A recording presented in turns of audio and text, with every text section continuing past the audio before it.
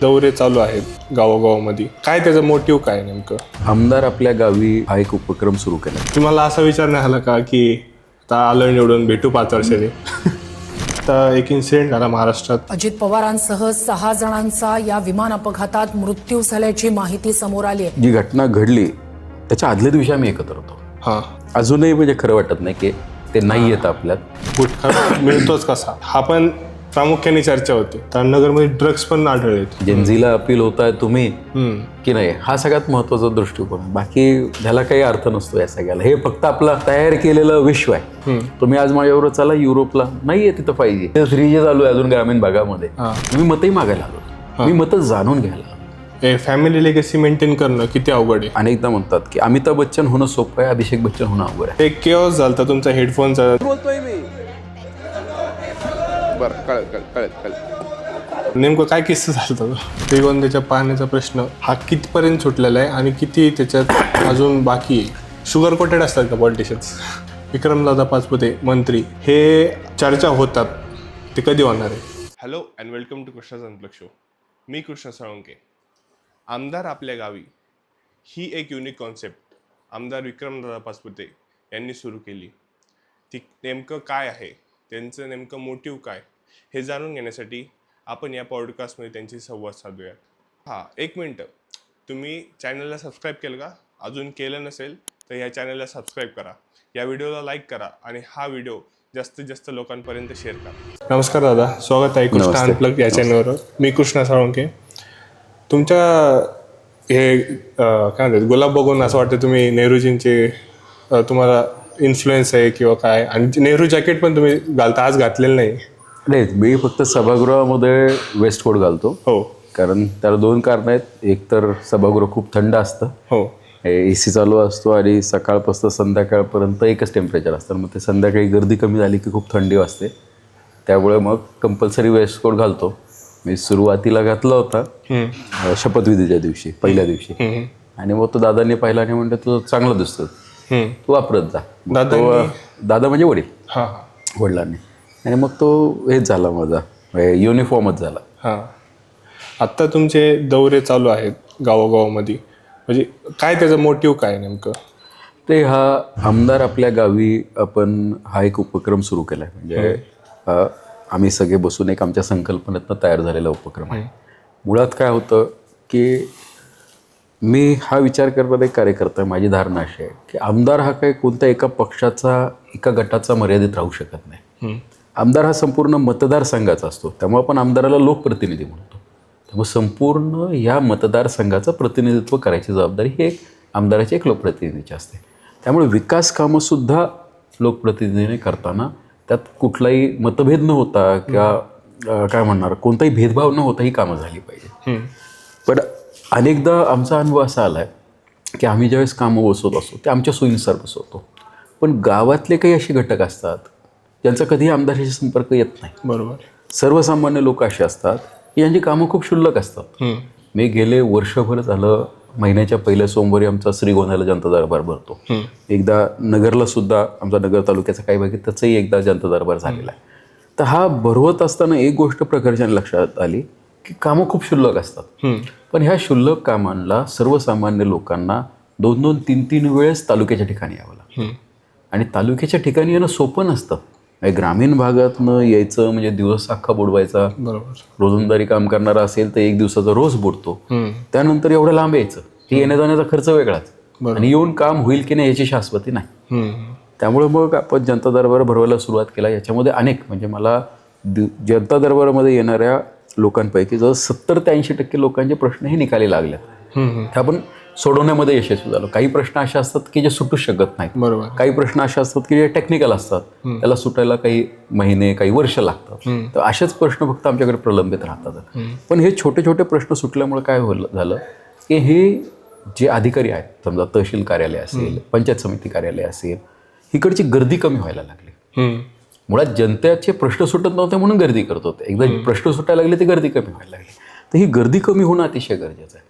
अधिकाऱ्यांच्या आजूबाजूचा घोळका जोपर्यंत कमी होत नाही तोपर्यंत अधिकारी ज्या कामासाठी मुळे त्यांचं काम काय आहे, तर हे शासन म्हणजे सरकार आणि जनता याच्यामधला एक दुवा आहे. प्रशासन. दुर्दैवाने ते वापर होत नाही. प्रशासनाचं काम काय, तंटा निवारण हेच झालेलं आहे. पण ही ज्यावेळेस गर्दी संपते त्यावेळेस जे योजना असतात किंवा नवीन उपक्रम काही राबवले जातात सरकारच्या वतीने, हे सर्वसामान्यांपर्यंत, लाभार्थ्यांपर्यंत पोहोचले गेले पाहिजे. त्यासाठी ही गर्दी, हा गोळखा कमी होणं गरजेचं होतं.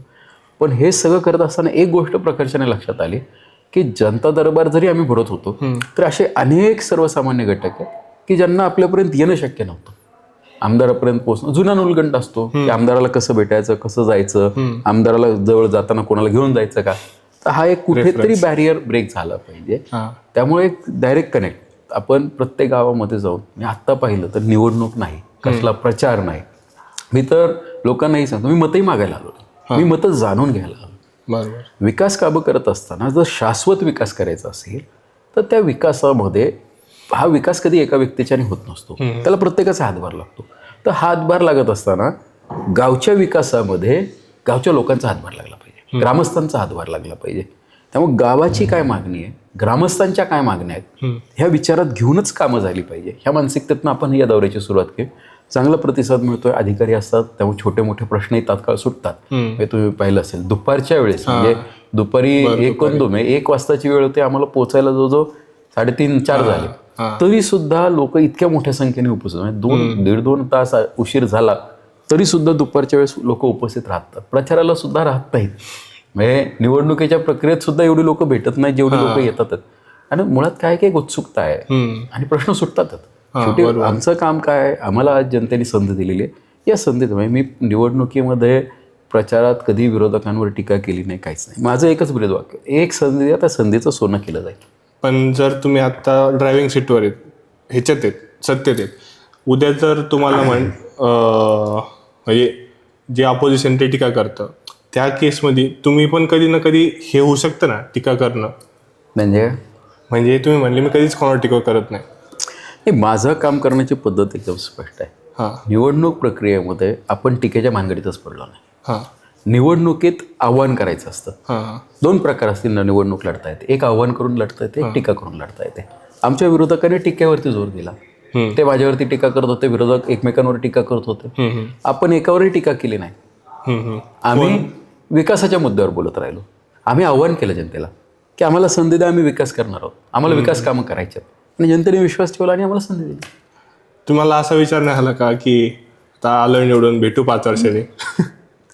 हे बघा, मुळात तसं व्हायचं असतं तर आज फिरलोच नसतो. मुळात लोकांची अपेक्षा नाही आहे की आमदाराने आलं पाहिजे. बरोबर. आमची इच्छा आहे, धारणा आहे की जनतेपर्यंत पोचायचं आहे, म्हणून आम्ही हे सगळं करतो. शेवटी प्रत्येकाचा प्रश्न आहे. आता 288 आमदार आहेत. काहींचं मत आहे की 5 वर्षांनी गेलं तरी चालतं, काहींचं मत आहे तुम्ही सारखे का जाता, सारखे जाऊन उलट लोकांची अपेक्षा वाढवताय. तर हे प्रत्येकाचा पाहण्याचा दृष्टिकोन वेगळा आहे. आमच्या दृष्टिकोनातनं मुळात पाचपुते परिवार हे कायम कनेक्टेड राहिलेलं आहे. तेव्हा आमच्यासाठी वेगळं काहीच नाही आहे. फॅमिली लेगसी मेंटेन करणं किती अवघड आहे? तसं खूप अवघड आहे. कारण काय होतं, वडिलांची म्हणजे अनेकदा म्हणतात की अमिताभ बच्चन होणं सोपं आहे, अभिषेक बच्चन होणं अवघड आहे. कारण जो मुलगा असतो ना, त्या मुलाची तुलना वडिलांबरोबर केली जाते, वडिलांची तुलना ही विरोधकाबरोबर केली जाते, त्यामुळे त्यांना सोपं जातं. पण ज्यावेळेस मुलगा राजकारणात येतो किंवा एखाद्या फील्डमध्ये झाला, उद्या डॉक्टरचा मुलगा डॉक्टर झाला तर प्रत्येकाची अपेक्षा ही असते की डॉक्टरच्या मुलांनी कधी चुकता कामा नये, कारण त्याचे वडील एवढे सिनियर डॉक्टर आहेत. पण ते वडील कधी ना कधी चुकलेले असतात, वडिलांनी चुकीतनं शिकलेले असतात. पण दुर्दैव असं असतं की वडिलांशी तुलना केली जाते. त्यामुळे कोणतीही लेगसी, मग ती राजकारणातली असू द्या, व्यवसायातली असू द्या किंवा दुसऱ्या एखाद्या क्षेत्रातली असू द्या, लेगसी कॅरी फॉरवर्ड करत असताना सगळ्यात मोठा चॅलेंज मुलांकडे, म्हणजे त्या वारसाकडे असतो की त्यांना त्यांच्या वडिलांबरोबर की ज्याच्याकडनं आपल्याला हे काय म्हणणार सत्ता मिळालेली आहे, ही संधी मिळालेली आहे, त्याच्याबरोबर तुलना केली जाते. त्यामुळे कायम लोकांची अपेक्षा असते की तुम्ही तुमच्या वडिलांपेक्षा 2 पावलं पुढे पाहिजे. Can you match his legacy असं माझं? हे जनता सांगू शकते. हे उत्तर मी नाही देऊ शकत, हे उत्तर जनता देऊ शकते. आम्ही आमच्या पद्धतीने काम करत चाललेलं. आत्ता एक इन्सिडेंट झाला महाराष्ट्राला खूप मोठा त्याचं नुकसान झालं अजितदादांच्या रूपात. मग त्यांची एखादी आठवण तुमच्यासोबतची? तशा खूप आठवणी आहेत. म्हणजे जी घटना घडली त्याच्या आदल्या दिवशी आम्ही एकत्र होतो. म्हणजे मुख्यमंत्री आदरणीय देवेंद्र फडणवीस साहेबांच्या केबिनमध्ये आम्ही थांबलो होतो तेवढ्यात दादा आले, CM साहेब आले. CM साहेबांची एक दुसरी मिटिंग होती, त्या अँटी चेंबरला गेले, दादा बाहेर थांबले. आमच्या सगळ्यांवर गप्पा मारत होते. तर मला सवय आहे की मी कायम पक्षाचं चिन्ह छातीला लावून असतो. तर तेवढ्यात मंदाताई आमच्या सहयोगी सदस्य आहेत, आमदार, सिनियर आमदार आहेत. त्यांना त्या दादा आम्ही एकत्र काम केलं पूर्वी राष्ट्रवादी. तर त्यावेळेस ते म्हटले, अगं मंदाता इकडे. म्हटलं हो का. म्हटलं मला बोलवलं, असं माझ्या गळ्यात शेलं असं म्हटलं हा तुझ्यापेक्षा जास्त भाजपचा प्रचार करतो. ला काय चिन्ह लावून असतो. म्हटलं दादा ज्यावेळेस मी तुमच्याबरोबर होतो त्यावेळेस घड्याळ लावून फिरायचो, आज इथे आहे मी कमळ लावून फिरतोय. त्यामुळे ज्या पक्षात आहे तिथे निष्ठेने आम्ही फिरतोय. हे उदाहरण सगळ्यात सांगायचं तात्पर्य एकच आहे की अजितदादाचा जो अलीकडच्या काळातला स्वभाव होता, म्हणजे 10-12 वर्षापूर्वीचे अजितदादा आणि आत्ताचे अजितदादा खूप बदल झाला. म्हणजे ते आमच्या तरुणांबरोबर तरुणांसारखे वागायचे, ज्येष्ठांबरोबर ज्येष्ठासारखे वागत होते. हे खूप लवचिक स्वभाव दादांनी केला. अजूनही म्हणजे खरं वाटत नाही की ते नाही येत आपल्यात. असं ते इतक्या ताज्या आठवणी आहेत, खूप आहेत सभागृहातल्या आहेत. त्या जेवढी चर्चा करू, जेवढा विषय काढू तो कमीच पडणार आहे त्यांच्यासाठी. तुम्ही सोशल मीडियावर किती ॲक्टिव्ह आहात? मी नसतो, माझी टीम असते. हां, बरं. मग आत्ता श्रीगोंद्यात म्हणतात लोक, नगरच्या राजकारणात श्रीगोंद्याचं राजकारण सगळ्यात अवघड आहे. तर का, त्याचं कारण काय? नाही, श्रीगोंद्याचं राजकारण समजणं खूप अवघड आहे. हां, म्हणजे आमच्याकडे श्रीगोंदा हा लाटेच्या विरुद्ध चालणारा तालुका मानला जातो. म्हणजे श्रीगोंद्यात कोणती लाट चालत नाही. 1980ला माझे वडील ज्यावेळेस निवडून आले त्यावेळेस इंदिरा गांधींचं वारं होतं. इंदिरा गांधींची लाट होती. इंदिरा गांधींनी ज्या ज्या ठिकाणी सभा घेतल्या त्या ठिकाणचे उमेदवार आणि त्याच्या अवतीभोवतीचे उमेदवार निवडून आले होते. आणि इंदिरा गांधींची सभा श्रीगोंद्यामध्ये झाली होती आणि दादा जनता पार्टीचे उमेदवार होते, तरी सुद्धा दादा निवडून आले. हे 2014ला आमचा पराभव झाला होता दादांचा, त्यावेळेस मोदींची लाट होती. बरोबर. आणि आम्ही भारतीय जनता पार्टीत होतो तरी आमचा पराभव झाला होता. त्यामुळे श्रीगोंदा कळणं खूप अवघड आहे. श्रीगोंदाचा नुसतं प्रवाहाच्या विरुद्ध, आता परिस्थिती बघून श्रीगोंदा निर्णय घेतो. त्यामुळे श्रीगोंद्याची परिस्थिती आम्हाला कळालं म्हणून आम्ही एवढे वर्ष राजकारणात आहोत. श्रीगोंदा लाईफ बिफोर पॉलिटिक्स आणि आफ्टर पॉलिटिक्स किती चेंज झालं आहे? बराच तसं पाहिलं बघा, बदल तर होतच असतो. कोणत्याही तुम्ही काहीही केलं, म्हणजे व्यवसाय सुरू करण्याच्या आधीचं आयुष्य आणि व्यवसाय चालू झाल्यानंतर डिफरन्स असतो. एखादा प्रोफेशन चालू करणं, तसं राजकारण. आधीचं हे तुमचं जे करिअर आहे, कोणतंही करिअर, एक एनी पॉईंट तुम्ही कोणत्याही व्यक्तीचं घ्या, करिअरच्या आधीचं जीवन आणि नंतरचं जीवन या जमीन आसमानचा फरक असतो. त्यामुळे माझ्यासाठी असं काही वेगळं नव्हतं, कारण काय झालं की मुळात आमचं राजकीय कुटुंबच होतं. पण बदल हा झाला की जे आधी भेटणारी लोकं होती, कामं सांगणारी लोकं होती, मी आधी दादांचं काम पाहायचो आणि आता स्वतः त्या पोझिशनला आलोय. थोडासा फरक झाला तो. तुम्ही तुमच्या विधानसभेच्या शपथविधीमध्ये संत शेख मोहम्मद महाराजांचा उल्लेख केला. लोकांना माहिती नाही, त्यांच्याबद्दल जाणून घ्यायची पण उत्सुकता आहे. नेमकं कोण होते संत शेख मोहम्मद महाराज? संत शेख मोहम्मद महाराज हे संत तुकारामांचे समकालीन संत होते.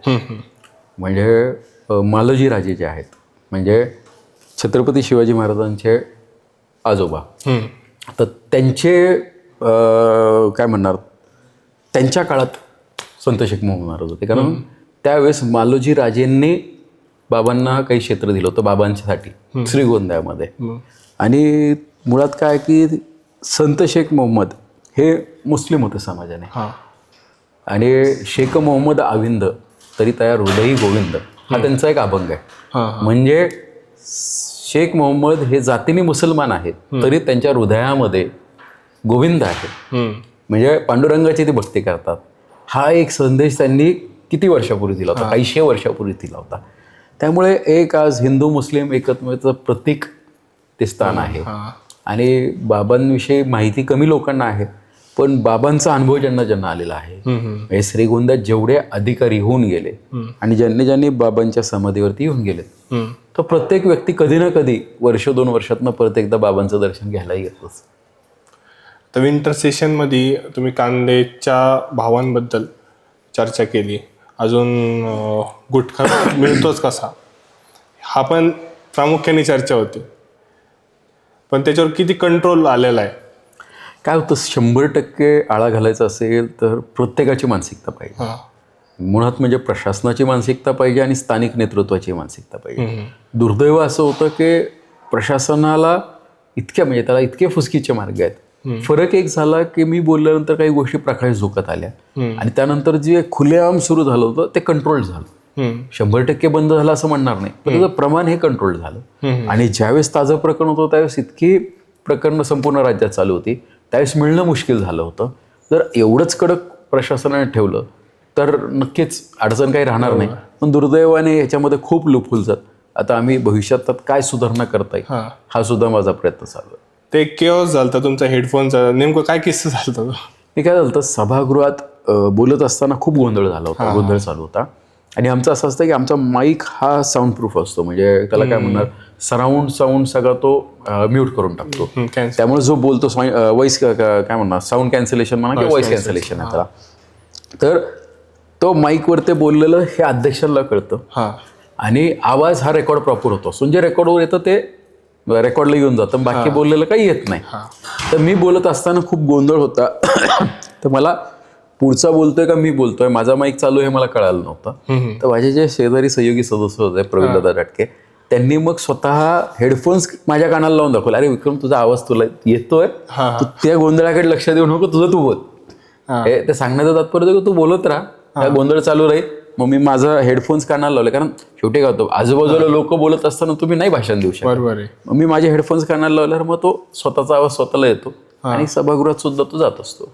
आता तुम्ही गुटख्यावर म्हणजे कंट्रोलिंग बोललेले, तर नगरमध्ये ड्रग्स पण आढळलेत, त्याचा मुद्दा तुम्ही घेणार आहात का? हे माझा प्रश्न आहे ह्यावेळेसचा. हो हो, प्रश्न आहे माझा. नक्की. आता बजेटकडे कसं बघताय तुम्ही येणाऱ्या? ते येणारं बजेट हे अतिशय महत्त्वाचं असणार आहे, कारण काय झालं, मागच्या वेळेस काही बजेटमध्ये खास अशा तरतुदी झाल्या नव्हत्या. कारण काय झालं होतं, मुळातच ज्या योजनांमुळे जो काही खर्च वाढला होता, तर एक स्टेबिलिटी आणणं गरजेचं होतं. स्टेबिलिटी आल्यासारखी परिस्थिती आहे आणि ह्या स्टेबिलिटीमुळे आत्ता ह्यावेळेसचं बजेट होणं अपेक्षित आहे. जर बजेट झालं तर ग्रामीण भागाला नक्कीच फायदा होईल. पॉलिटिशियन शुगर कोटेड असतात का? शुगर कोटेड असतात का पॉलिटिशियन्स? कोण शुगर कोटेड नसतं? कोण शुगर कोटेड नसतं? पॉलिटिशियन्सचं तर कमीत कमी तुम्हाला बॅकग्राऊंड माहिती असतं, वस्तुस्थिती माहिती असते. सेलिब्रिटीजचं तुम्हाला काय माहिती आहे, नवीन इन्फ्लुएन्सरचं तुम्हाला काय माहिती आहे. त्यामुळे प्रत्येक व्यक्ती त्याच्या क्षेत्रापुरता तो शुगर कोटेड हा असतोच. मी नाही असं म्हणतच नाही, प्रत्येकजण असतो. Is it good to be sugar coated का बेधडक पाहिजे माणसाने? डिपेंड्स. बघा कसं आहे, कडू औषध खायची तयारी असेल तर कडू औषध दिलं तरी चालतं. कडू औषध खायची तयारी नसेल तर शुगर कोटेड औषध द्यावं लागतं. त्यामुळे पुढच्याची काय तयारी आहे? जर जनतेची तयारी कडू नेतृत्व स्वीकारायची असेल तर कडू नेतृत्व, नसेल तर शुगर कोटेड नेतृत्व देण्याशिवाय पर्याय काय? शेतकऱ्यांसाठी तुमचे आता मेजर प्लॅन्स काय? ते मुळात काय, शेतकरी हा सक्षम करणं गरजेचं आहे. त्यामुळे आपला मतदारसंघापुरता विचार केला तर आपण पाण्यावरती, विजेवरती आणि रस्त्यावरती जास्त कॉन्सन्ट्रेट केलं आहे. रस्ता, पाणी, वीज. रस्ता उत्तम असेल तर शेतकऱ्याचा माल हा बाजारापर्यंत जाऊ शकतो. वीज वेळेत असेल तर तो माल पिकवता येईल आणि विजेबरोबर पाणीसुद्धा मुबलक असणं गरजेचं आहे. त्यामुळे ह्या 3 गोष्टीचं नियोजनावरती आपण जास्त जोर दिला. श्रीगोंद्याच्या पाण्याचा प्रश्न हा कितपर्यंत सुटलेला आहे आणि किती त्याच्यात अजून बाकी आहे? हे मुळात काय आहे बघा, प्रश्न हा श्रीगोंदाचा दरवर्षी लढावा लागणार आहे. कारण श्रीगोंदा हा पाटपाण्यावर आहे, त्यामुळे दरवर्षी संघर्ष करावाच लागणार आहे. जर श्रीगोंद्याच्या पाण्यात राजकारण आलं नाही तर श्रीगोंद्यातल्या शेतकऱ्यांना कसलीच अडचण राहणार नाही. ज्या वेळेस श्रीगोंद्याच्या पाण्याच्या राजकारण येतं पाण्यामध्ये, त्यावेळेस शेतकऱ्याला संघर्ष करावाच लागतो. कारण काय होतं, राजकारण आलं की आरोप प्रत्यारोप होतात, आरोप प्रत्यारोप झाले की खालचा जागा होतो, वरचा जागा होतो आणि मग श्रीगोंदामध्ये असल्यामुळे श्रीगोंदा जळतो. बाकी काय. तुम्ही आता जेनजी म्हणून जाणले जाता, जेनजी पॉलिटिशियन म्हणून, तुम्ही त्याकडे कसं बघता? हे शेवटी हा परसेप्शन आहे, तुम्ही काय पद्धतीने पाहताय. म्हणजे तुम्ही पिवळा चष्मा घातला सगळं पिवळं दिसणार आहे, ट्रान्सपरंट चष्मा असेल सगळं क्लिअर दिसणार आहे. तेव्हा पाहण्याचा दृष्टिकोन महत्त्वाचा आहे. फक्त एक आहे की आपण अपील होतो की नाही. जेनझीला अपील होत आहे तुम्ही, की नाही, हा सगळ्यात महत्त्वाचा दृष्टिकोन आहे. बाकी ह्याला काही अर्थ नसतो या सगळ्याला. हे फक्त आपलं ते तयार केलेलं विश्व आहे. हां, मग डिजिटली कसं तुम्ही सुधारणार आहेत? श्रीगोंदा तालुका म्हणा किंवा पूर्ण इन्फ्लुएन्स कसं करणार आहे नगर शहराला? नाही आता मुळात काय आहे की मी कसं करणार आहे याच्यापेक्षा शासनानेच आता डिजिटलायझेशनकडे बऱ्यापैकी सुरुवात केलेली आहे. त्यामुळे आता फाईल्स पण फाईल्स व्हायला लागलेले आहेत.